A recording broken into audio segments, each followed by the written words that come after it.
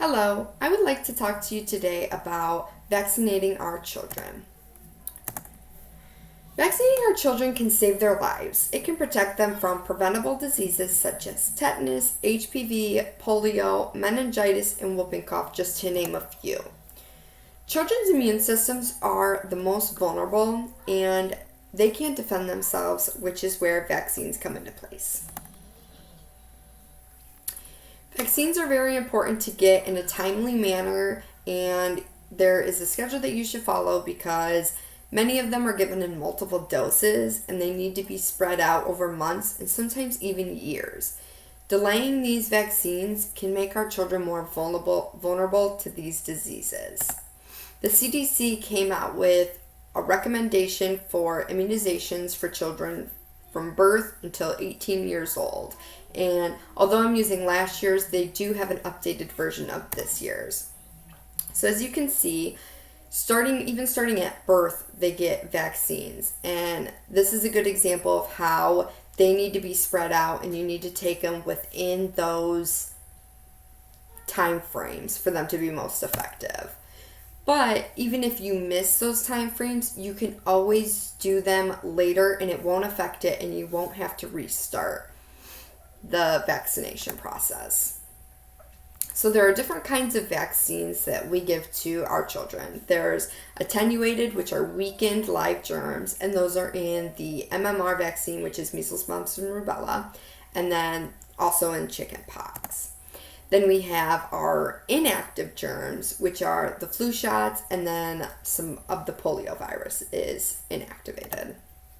We also have conjugated vaccines, which actually contain a small piece of the germ in the proteins to help trigger our immune system. And those are going to be the hepatitis B, HPV, whooping cough, and meningitis. Then we have our toxoid vaccines, which contain an inactive toxin. And those are going to be our diphtheria and tetanus. And then we have our mRNA, which is the messenger RNA vaccine, which it uses the germ's RNA. And so far, that's just the COVID-19 vaccination. Although many people think that there are so many cons to getting vaccinated, there's actually more pros than cons in the long run. So a pro can be that it can be the difference between life and death for children and even for adults, because before COVID-19 hit, there were over 50,000 adults that had died from vaccine preventable diseases. Also, vaccines are safe and effective. The vaccine is less severe than getting the actual disease that they're preventing against. And if you get sick from the disease, you're more likely going to miss work and school, which can be prevented getting the vaccine. And not only do they help you, but they help other people.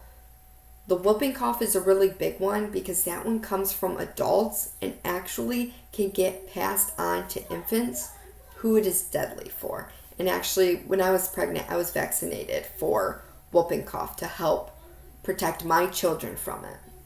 And I wouldn't change that. Now, there are some cons of getting vaccinated, which most of them are moderate, but there are a few severe. So some of the moderate ones are going to be the redness and soreness at your injection site, a fever, and very, very rarely allergic reactions. But if your doctor sees that or knows of an allergy, they usually recommend against getting the vaccine, which, yes, it could hurt in the long run, but it's better than having an allergic reaction and being worse, which is why other people getting vaccines helps. If one person's allergic and can't get it, somebody else getting it can help save that person. And there are a few side effects, but they are very rare, which is seizures and a neurological issue called Guillain-Barré syndrome, which is when your body harms its own nerves. Which, again, these are very rare. Which is why everybody should get vaccinated, because if you're not helping yourself, you're helping other people. And here's my works cited. Thank you.